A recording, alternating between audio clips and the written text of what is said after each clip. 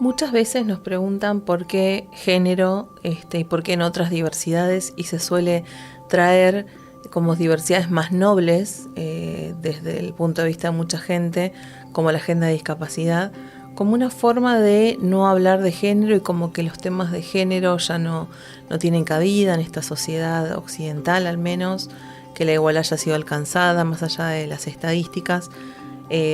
Así que hoy vamos a dedicarnos a hablar de temas de género. Tenemos una invitada de lujo, Carolina Barone.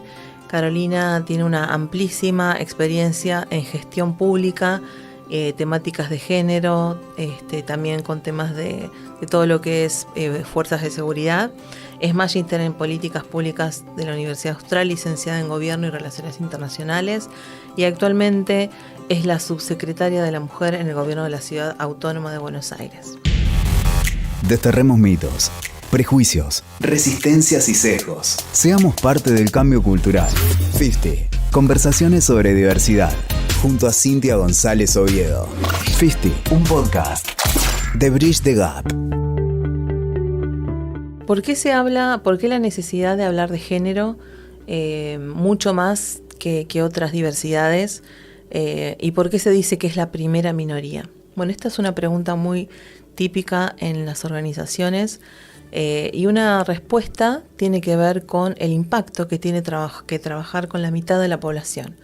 Cuando uno impacta a la mitad más uno de la población mundial, obviamente el impacto medible y sus indicadores se van a disparar masivamente que si trabajamos con minorías del 1%, del 4% y demás, que también hay que trabajarlas. Entonces, se dice que de hecho la diversidad de género es aquella que transversalmente impacta en indicadores de salud, desarrollo, educación, pobreza, justamente porque las mujeres están a cargo de la gestión, ya sea doméstica y también en la esfera privada, de las áreas de salud, de educación en general, ya sea desde la crianza de los hijos hasta también aquellos roles que tienen que ver con empleadas domésticas, todo lo que es el frente de la economía de la salud. Entonces, género es la primera minoría en ese sentido por el impacto que tiene en la población, pero igualmente, estadísticamente, tenemos aún muchas desigualdades que enfrentar.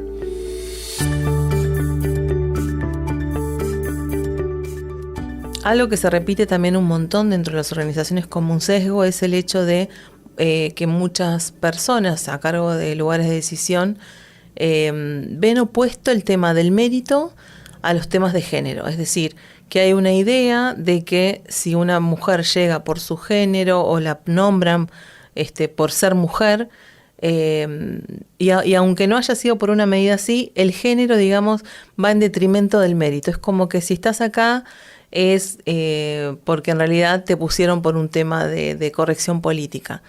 Últimamente vemos prácticas en algunas empresas donde orgullosamente se exhibe hablar de, bueno, tenemos una terna y en todas las ternas de selección de nuevos talentos o de nuevas incorporaciones, una de las candidatas tiene que ser mujer, es una política inclusiva, ¿no? Y lo que nos dice Harvard sobre este tipo de prácticas, y que las trabajamos mucho con algunos clientes, es que justamente eso refuerza el sesgo de que esa mujer no va a tener un tercio de posibilidades de ser ya sea ascendida o bien reclutada para incorporarse dentro de una empresa, sino que de alguna forma para el recruiter, para la persona que toma la decisión, está asociada a que si está ahí está por su género y no por el mérito. Es decir, que esto del mérito es algo que cruza los temas de diversidad, sobre todo los de género, como si todas las personas que nosotros conociéramos ocuparan su lugar realmente por el mérito. Muchas veces me gusta hacer esa pregunta de todas las personas que conoces dentro de tu organización, ¿están ahí por mérito o fueron por otras razones? Y suele haber como muchas risas en general, ¿no? Pero el tema del mérito es súper identitario, es algo muy fuerte para todos, digamos, el hecho de merecer el lugar, y también suele ser para muchas mujeres un lugar de tampoco me interesa las políticas positivas como los cupos porque yo tengo el mérito suficiente. Entonces, el debate del mérito es un debate para mí apasionante en torno a la negociación, la percepción de la eficiencia, la eficacia. Creo que es un debate central que no ocupa el lugar que debería ocupar en los medios, en las empresas, en nuestra sociedad. Y acá les traigo como algunos tips, algunas insights de muchas de estas investigaciones. Hay un instituto específico que hace este tipo de investigaciones en la Universidad de Stanford, también por supuesto todo lo que es Harvard, Columbia, tienen áreas donde se financian este tipo de estudios y cómo impactan para tener, digamos, el mejor talento posible. Y uno de los grandes mitos es esto de, bueno, a mí no me importa el género de la persona, sino la capacidad, así que no le veo el sentido, y tiene mucha lógica, ¿no?, esa afirmación de a mí no me importa no me importa el género, sino la capacidad, con lo cual no entiendo estos temas.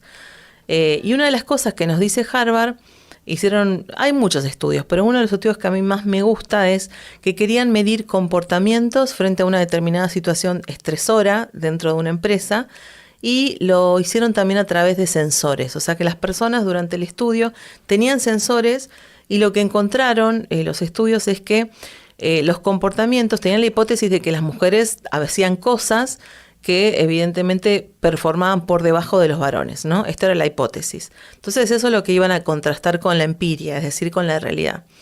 Y lo que encontraron es que había iguales comportamientos frente a esas situaciones de resolución de problemas. No había una diferencia significativa entre géneros en cuanto a comportamiento, pero sí había una diferencia muy significativa en la interpretación de la eficacia de la respuesta. Es decir, que se consideraba que las respuestas de las mujeres, solamente por ser mujeres, porque el comportamiento era exactamente el mismo, era percibido como menos eficaz que el de los varones a igual comportamiento. Y acá no estamos hablando de diferencias. La respuesta era similar, pero ya el hecho de que lo hiciera una mujer tenía diferente percepción.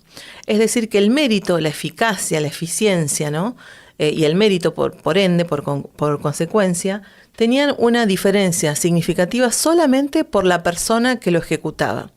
También hay otro estudio muy interesante que se llama Heidi y Howard, donde dividen a una audiencia en dos grupos y les dan un caso para resolver de liderazgo, y los dividen en dos, ¿no? A uno le dan un caso y a otro les dan el otro. La audiencia tiene que analizar el caso y después dar como su diagnóstico de cómo les pareció ese líder y cómo enfrentó la situación. Cuando analizan, bueno, el primer grupo dice que su líder era una persona muy asertiva, digamos, como resolutiva, muy pragmático.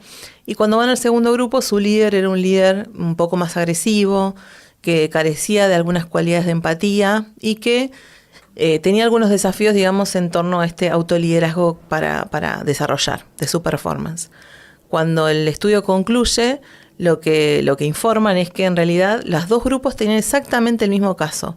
Palabra por palabra era exactamente igual.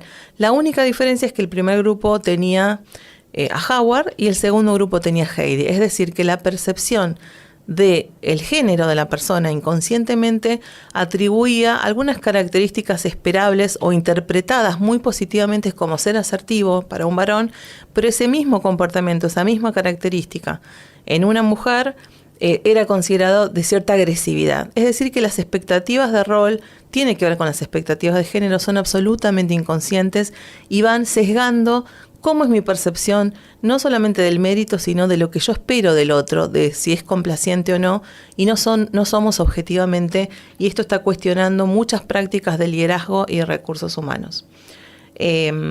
Bueno, por último, hoy vamos a hablar también de los programas de mentoring, de fatiga de la diversidad. Hay mucho por decir en este sentido, así que vamos a iniciar el capítulo de hoy con Carolina Barone.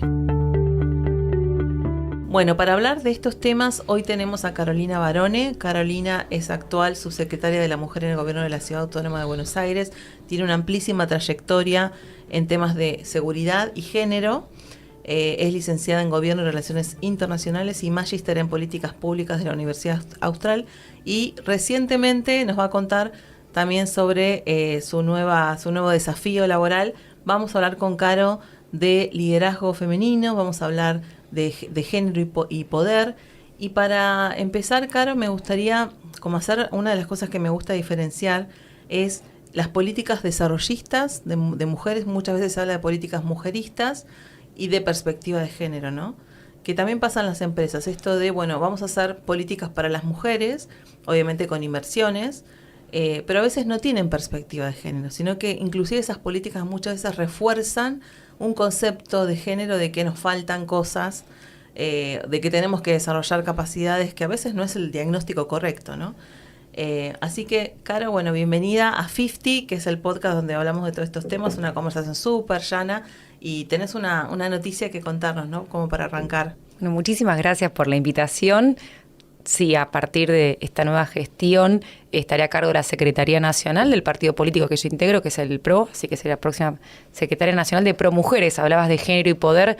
Bueno, los partidos políticos son en nuestra estructura institucional los espacios donde se forman aquellos cuadros, aquellos dirigentes que después van a ser los que representen esos cuadros profesionales para después ocupar los espacios de decisión idóneos para llevar adelante gestiones o representaciones político-partidarias. En este caso, acompañaré a la gestión de Mauricio Macri como presidente del Partido Nacional, trabajando con las mujeres que nos representan desde Jujuy hasta Tierra del Fuego. Va a ser un enorme placer, desafío, tratando de identificar mujeres que están cambiando las realidades de aquellos pueblos, gobiernos locales, municipios en cada lugar de la Argentina. Es tan importante, recién mencionabas, la perspectiva de género, el diseño de políticas públicas, como la perspectiva territorial. Uh-huh. Vengo hace poquito de reunirme con dirigentes de la provincia de Chubut y me decían, hoy tenemos cordillera y mañana hacemos mar.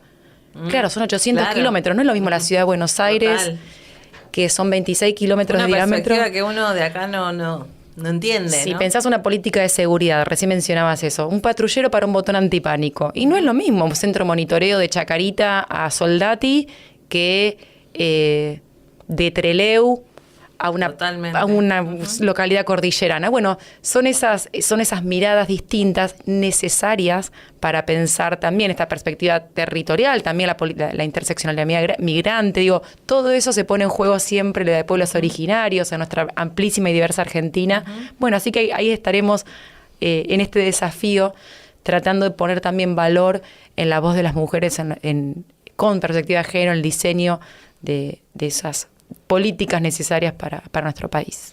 Caro, vos que estás hace tanto tiempo, digamos, en circuitos de poder, ¿no? Porque si hablamos de política, yo siempre digo que género es poder.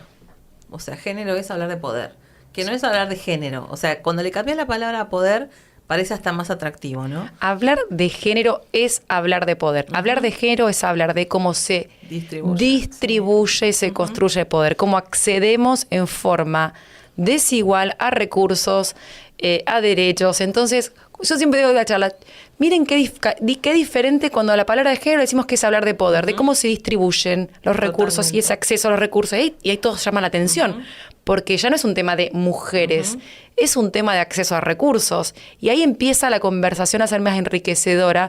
Y si nos metemos desde ese lugar, por eso es tan resistida a veces la agenda de género, uh-huh, obviamente porque viene a cambiar la ecuación de distribución de ese poder.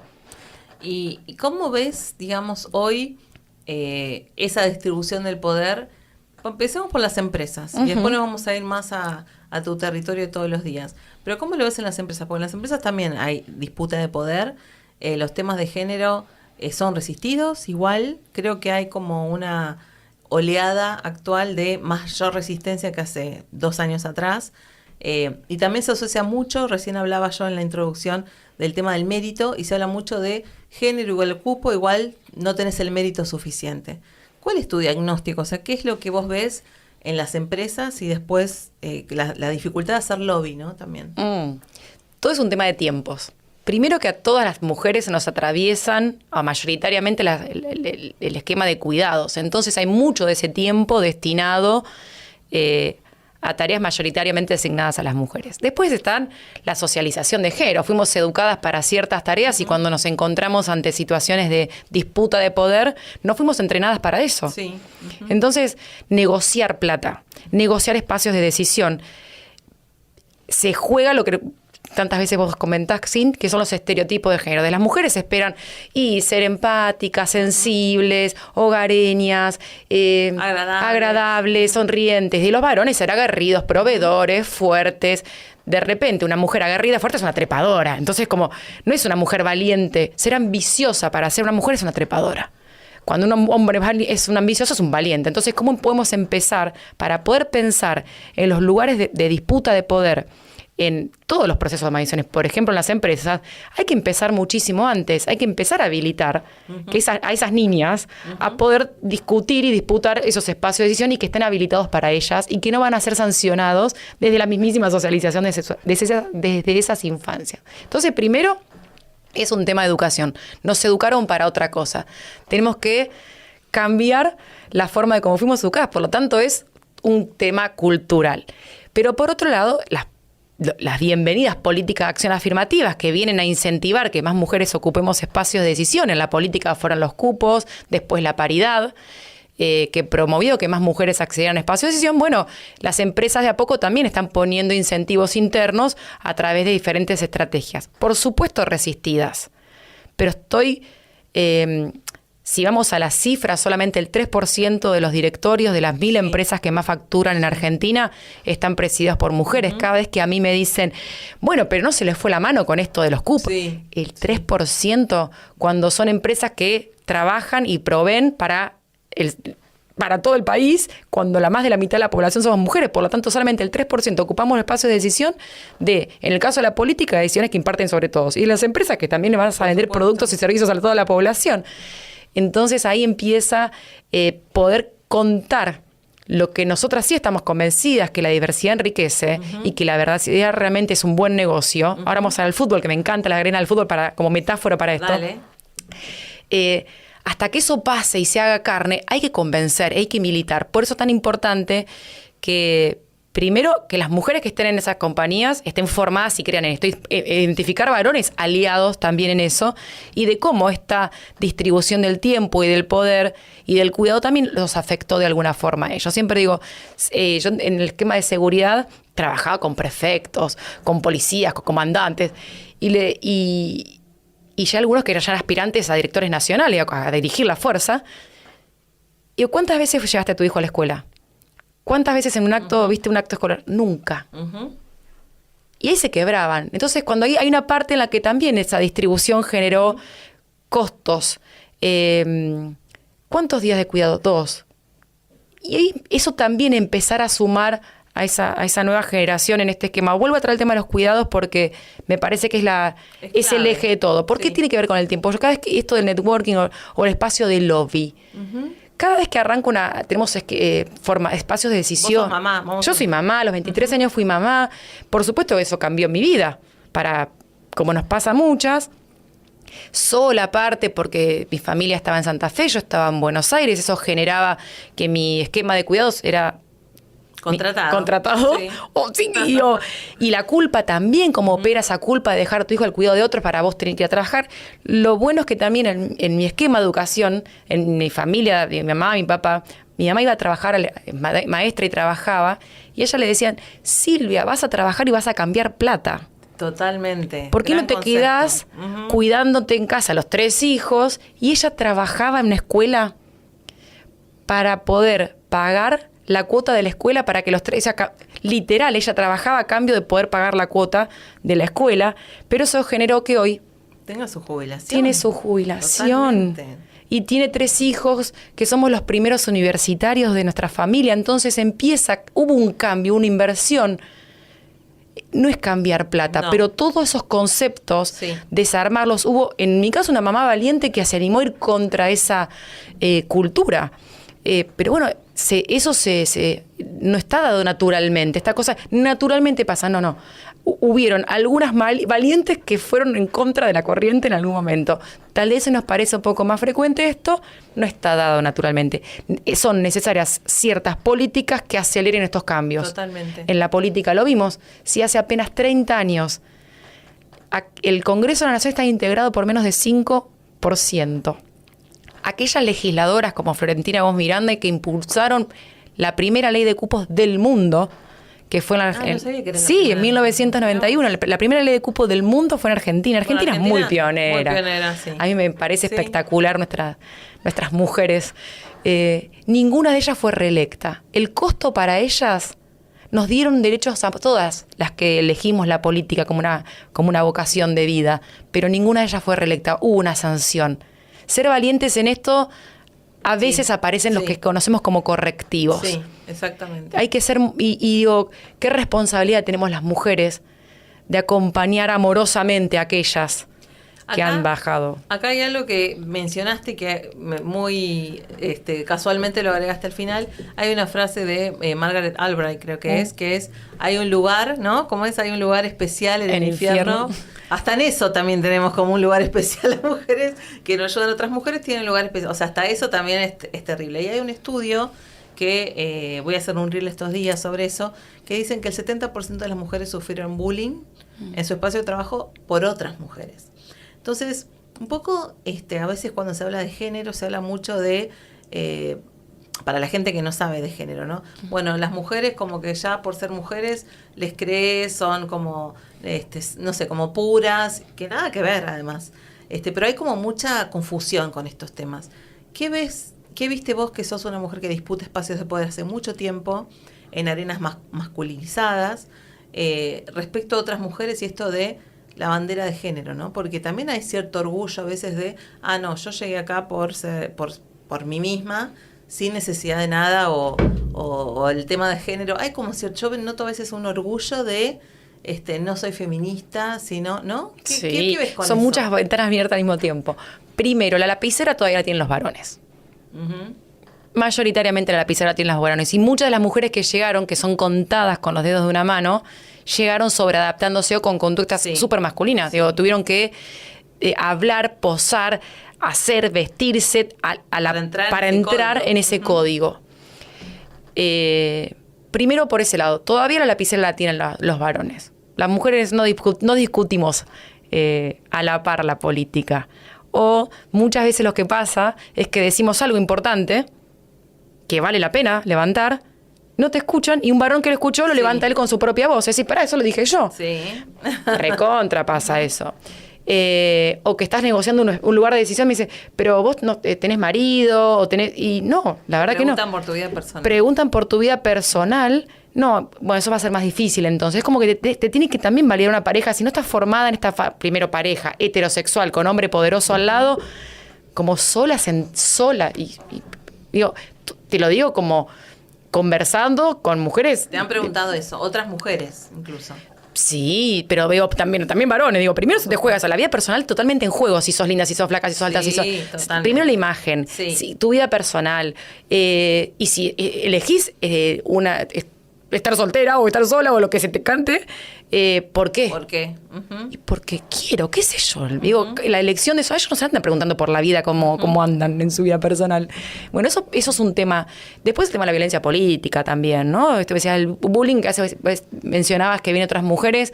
En el caso de la violencia política, muchas veces las situaciones de acoso o el temor a quedar a solas con un varón o que haya ofertas o que haya ofertas de connotación sexual a cargo del acceso a algún espacio de decisión. Y el pasado se escucha también mucho de ellos y también en empresas, ¿no? Ese paralelismo de yo ahora no estoy más en una reunión con una mujer, sino es con la puerta abierta, con la ventana abierta. Se escucha mucho eso. ¿Lo notás también en espacios políticos? Sí. Imagino que mucho más. Sí, y entiendo que tiene que ver también con un momento de la política. Igual, si vos no haces nada, digo, el tema es, vamos, si vas a hablar de política y vas a negociar, hay algo ahí, yo igual prefiero siempre lugares públicos, hablo, digo, la verdad que tenés que pensar en todas esas cosas. Sí. No es que es natural. Sí, y después poner el tema, una vez hace poco hablaba con un colega, y hacíamos una analogía entre los pecados capitales y cómo se aplica en la política. Y de la ULA, ¿cómo se manifestaría en la política? ¿Cómo, por ejemplo, le digo? Y ustedes en las sobremesas, que nosotras no estamos, cuando toman whisky, cuando comen los asados, los partidos de fútbol, esas abundancias, sin hablar de sustancias. Ahí se generan lazos, además. Y lazos de confianza. De acuerdos, que por supuesto vos no estás. En la legislatura, yo trabajé muchos años en la legislatura porteña, y al comienzo, ya por el 2007, empezaba la campanita a tocar a las 3 de la tarde. Y bajaba Diana Mafía con su computadora, ella integraba la comisión de mujeres de la legislatura en ese momento, y alguno más a cuentagota. La sesión nunca arrancaba antes de las 11 de la noche, hasta que un día algunas legisladoras, mujeres, decían, mirá, yo tengo los chicos acá en la escuela, otras que estaban amamantando. En el momento de la votación, ellas estaban en su casa o no podían ser parte del lobby o de los acuerdos o de las negociaciones, porque claramente tenían el esquema de cuidado. Ellos no se les juega el esquema de cuidado. Totalmente. A las legisladoras sí. Y hubo que cambiar y se pusieron todos de acuerdo, que no fue fácil, para repensar los horarios de las sesiones y se pusieron firmes. Las sesiones arrancan a las 11 de la mañana, respetando que el espíritu de cuerpo es que hay paridad. Y la paridad hay mujeres que integran las bancas y...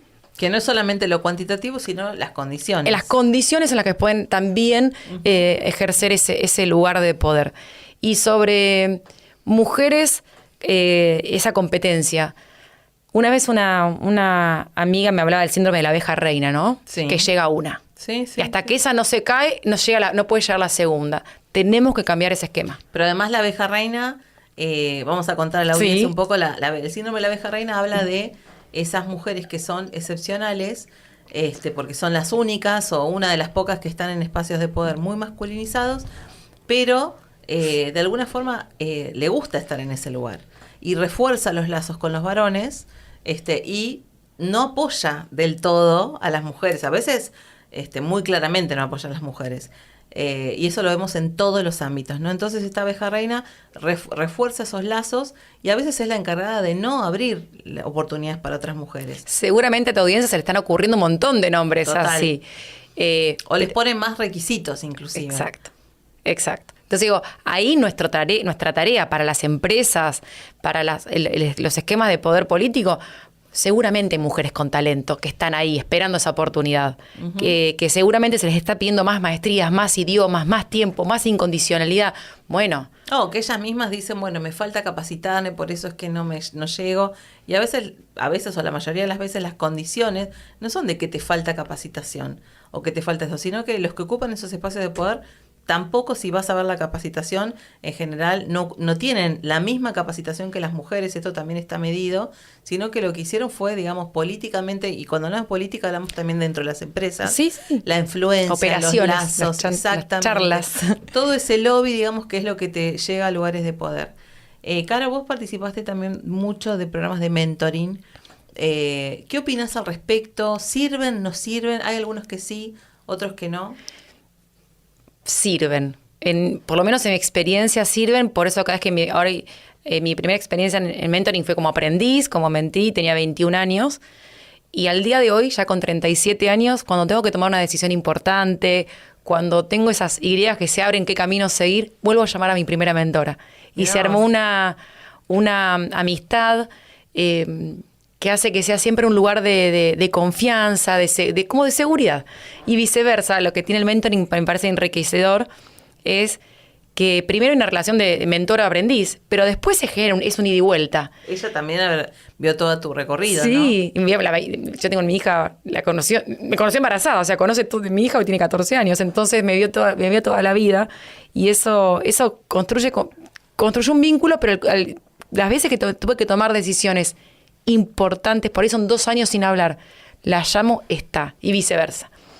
Y cada vez que me invitan ahora ya como mentora en alguno de los programas, siempre digo que sí, porque a mí el mentoring particularmente me abrió puertas, me abrió red, me permitió sentarme con 27, 28 años y mandarle un WhatsApp o mandarle un mail a esa gerenta en ese momento de 40, que para mí era re grande, yo estoy más cerca de eso, digo, a esa mujer más grande que para mí era inalcanzable desde ese lugar porque me lo habilitó el mentoring.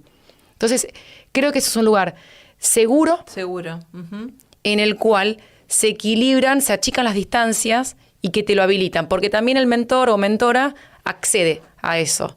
Y como en su momento yo fui aprendiz, hoy soy mentora, y creo que en cada uno tiene que estar esa responsabilidad de abrir puertas a otras y a nuevas generaciones. De hecho, yo esta semana tengo un encuentro con una chica que fue aprendiz y que le di un par de consejos. Ella estaba en asuntos públicos de una empresa tecnológica. Y fue interesante porque tenía asuntos públicos, compliance y marketing, poner 3 áreas distintas. Me dice, claro, yo hago todo, pero no estoy en la mesa. Y es la que hace, es la que está en la cocina. Y le digo, ¿cuánto tiempo le dedicas? Tenía 3 agendas, compliance, asuntos públicos y marketing. ¿Cuánto tiempo le dedicas? No, me lleva todo puesto a la parte como de marketing. Pero vos tenés 3 ejes. Entonces, el 30% un tema, asuntos públicos, ahora el 30%. Vos, a partir de ahora, yo le decía, de lunes a viernes, el 30% de tu agenda es para rosca, asuntos públicos. Es un montón. Es que es un tercio, vos tenés 3 temas. Si vos tenés que dedicarle un tercio a eso, porque aparte lo tenés entre tus funciones. Tenés razón. Bueno, le digo, nos vamos a ver un par de meses y me vas a contar si aplicaste la receta. De tu agenda le destinas un tercio a eso. Y sos un mentor, que te dé ese consejo, ese empujón de confianza para tomar alguna decisión o arriesgarte. Y que está todo bien.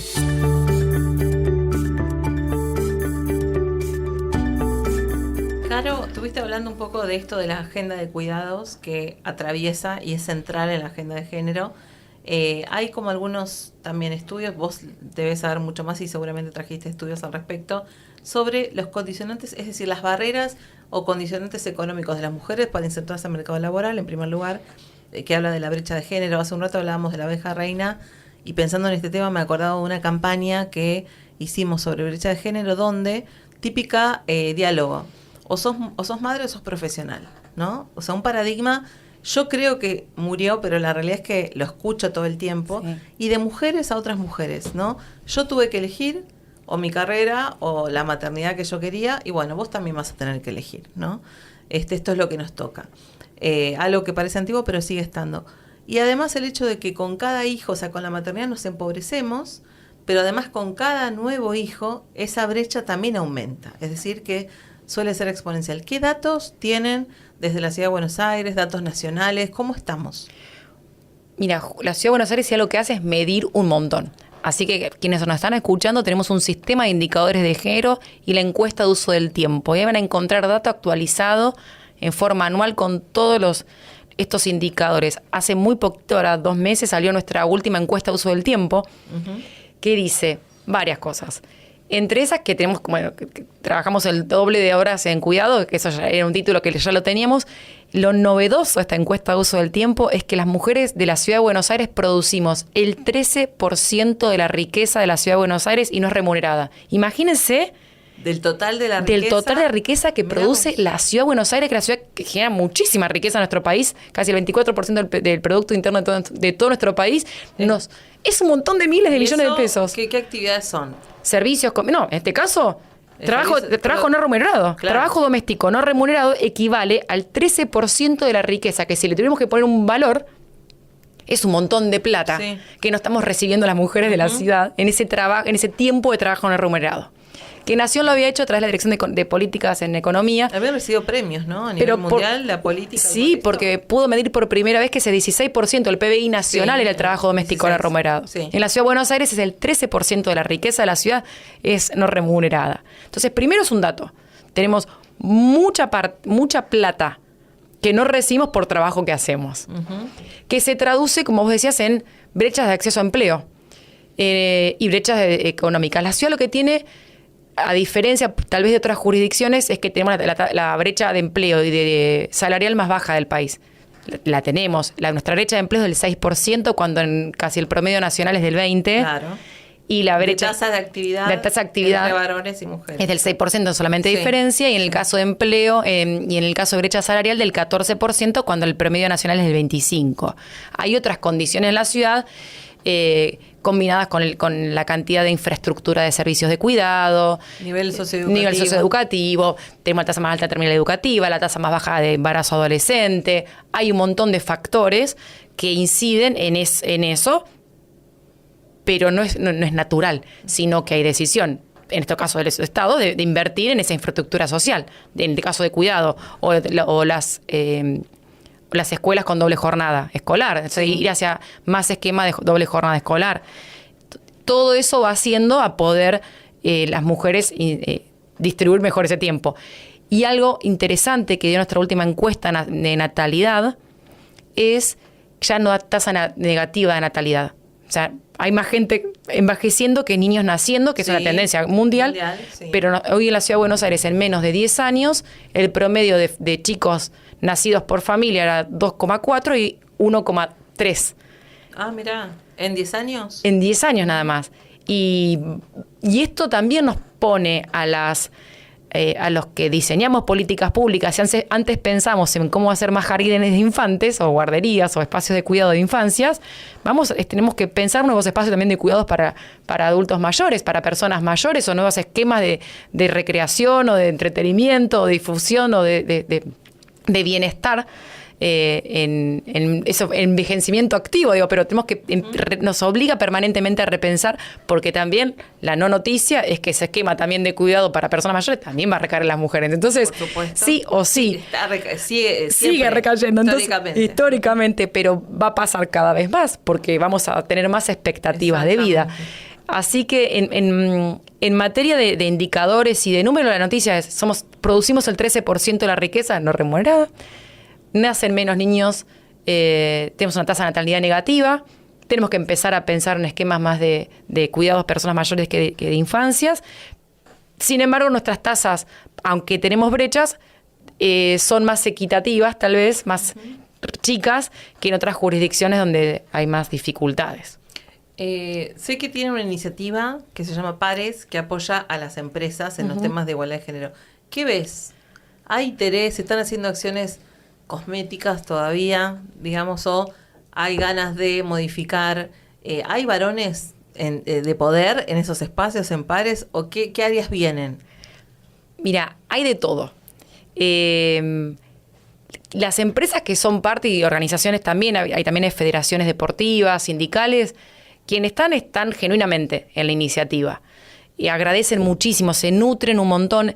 Nosotros como gobierno de la ciudad y ellas como empresas entendemos que es la articulación público-privada, el Estado tiene que ser un facilitador. Entonces, ser parte de la iniciativa Pares les permite a las empresas conocer cuál es el andamiaje institucional para apoyar procesos en las empresas. Si, por ejemplo, una empresa de las que nos están escuchando ahora tiene un protocolo de violencia de género, hay gente que ya tiene el protocolo, que ya dieron ese paso, y tal vez tienen 1 o 2 casos por año. ¿Amerita o no amerita contratar al personal externo, idóneo, especializado en género, que le generaría un gasto extra a la empresa? Sí, pueden escuchar otros casos, me imagino, ¿no? ¿Cómo? Pueden escuchar casos de otras empresas. De otras empresas. Pero en vez de salir a contratar, que sería un gasto, giran la cabeza y saben que en la ciudad tenemos equipos interdisciplinarios para acompañar casos de violencia laboral e intrafamiliar. Buenísimo. Entonces, ya es un servicio que la empresa no tiene que gastar, que sabe que hace una derivación directa, porque la conoce a partir de que es parte de la iniciativa Pares. Que además también tenemos espacios de acompañamiento a aquellos varones que ejercieron violencia en el ámbito laboral o discriminación. Digo, a veces, si nos están escuchando ahora, en mi empresa hay un chabón que todos los días nos mira de una forma, por ahí no te toca, no un abuso directo, pero miradas con connotación sexual, comentarios desafortunados, chistes feos, reenvío de imágenes que no corresponden. Y si haces una denuncia en ámbito laboral, y también te expones. Primero te expones, siempre menos. Después es una conversación con recursos humanos. Y si vas a hacer una denuncia en ámbito judicial, archívese. Entonces, la única salida ahí es la educativa, porque tampoco no se trata esto de ir a cazar varones que andan discriminando, sino qué oportunidad tenemos de cambiar esa conducta. Nunca la medida ni la salida segregativa, sino educativa. Entonces, por ejemplo, tenemos un esquema de un espacio psicosocioeducativo, de un taller semanal que dura 4 meses, para que las empresas que tuvieran estos casos en el ámbito, en la aplicación de consulta de su protocolo, puedan derivar esos varones a nuestro taller. ¿Cuánto le sale a la empresa? 0. Y trabaja con personas especializadas y con varones de otras empresas. Totalmente. Que también fueron derivadas. Digo, la iniciativa Pares lo que hace es acercar políticas que ya están en marcha en el gobierno de la ciudad y también ser de algo más grande. Todos los años, a través de la iniciativa Pares, las empresas se comprometen a llenar una encuesta para ver cómo están reduciendo sus brechas de género. Y eso también es importante, porque es ser con las demás empresas, empujarse, contagiarse de buenas prácticas, que sus casos de éxito también sean parte de paneles. Y también hay una parte lo hacemos porque creemos en esto y también nos hacemos porque nos casos de éxito en algunos lugares de presentación. Entonces digo, de todos lados ganás y es algo en lo que seguimos confiando, que seguimos invirtiendo tiempo, capacitándonos y bueno, y ojalá. Hoy ya son 140 empresas, hace muy poquito. ¿Puedo nombrar aún un caso de alguna? Sí, por supuesto. ¿Pueden participar de toda Argentina o solo de Ciudad de Buenos Aires? En principio de Ciudad de Buenos Aires, pero muchas de las empresas tienen sus oficinas comerciales en Buenos Aires. Digo, hay empresas como metalúrgicas que tienen sus petroleras. Una empresa nacional, YPF, tiene sus oficinas comerciales en Buenos Aires, pero trabaja en todo el territorio. En el caso de Supermercados Día, esta semana se adhirió Supermercados Día. Tiene 1.000 tiendas en todo el país, de las cuales 476 están en la Ciudad de Buenos Aires. El gerente de recursos humanos nos dijo, el 50% de nuestras franquiciantes son mujeres y las mejores tiendas las dirigen las mujeres. Resultados. ¿Por qué? Orden, limpieza, puntualidad, organización, empatía con el cliente. Así que ojalá dentro de poquito podamos abrir un día en un barrio popular de la Ciudad de Buenos Aires y queremos que la franquiciante sea mujer y que emplee mujeres del barrio. Y esas son cuestiones. Y lo hacen por vocación, seguramente, pero también porque funciona mejor. Entonces, a un modelo de negocio de cercanía funciona mejor que una franquiciante de mujer. Es interesante ese como para ¿publican casos así, digamos, para que las empresas los vean? Exacto, lo mismo. La empresa Gire también, con todo su sistema de licencias ampliadas, de corresponsabilidad, de lactarios. Y en la medida que te vas metiendo en el mundo, hay estas astilleros Argentina también, mostrar mujeres en espacios hipermasculinizados. Y de verdad que te enriqueces un montón de escuchar y conoces el esfuerzo enorme que hacen también las empresas para impulsar esto. Porque hay en algunos casos realmente genuinos de impulsar esta agenda.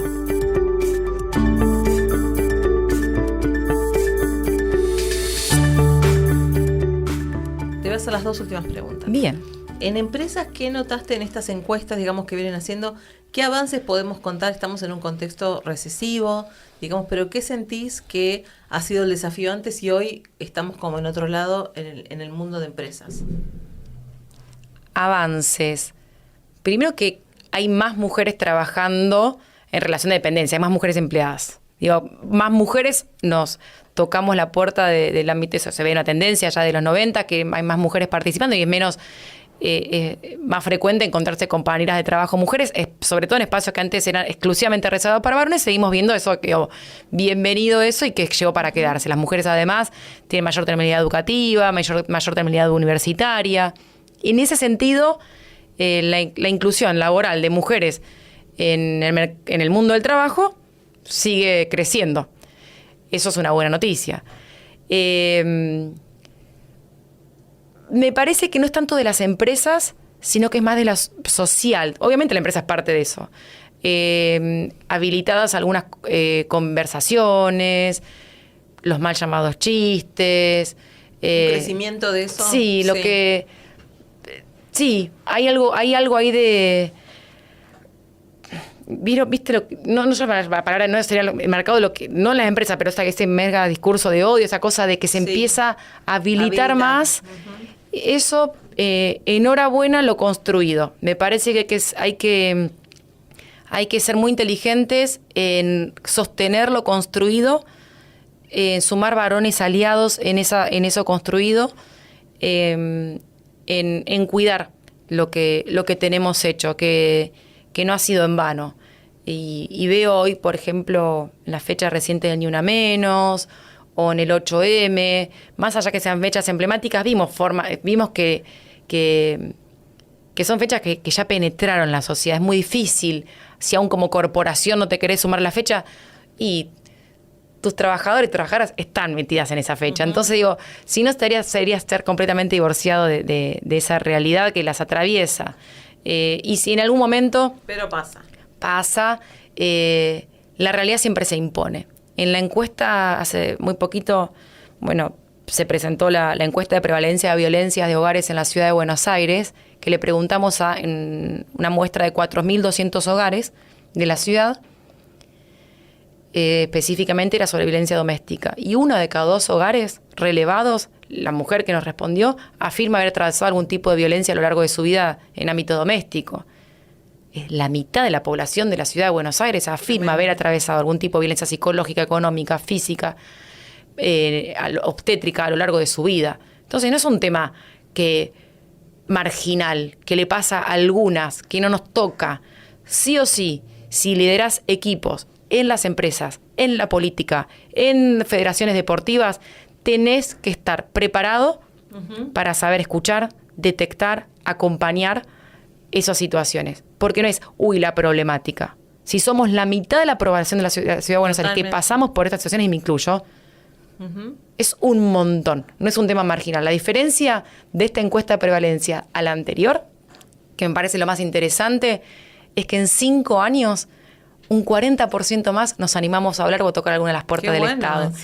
Eso hace la diferencia. Suele ser uno de los puntos de dolor de la gente no habla. O sea, las cosas pasan, pero un indicador cultural de cambio es que la gente empieza a hablar. Exacto. Mirá qué bueno, es un montón. Que empieza a hablar y que el indicador es que tocó alguna de las puertas, llamó al 144, o fue un SIM, o hizo una denuncia, y accionó.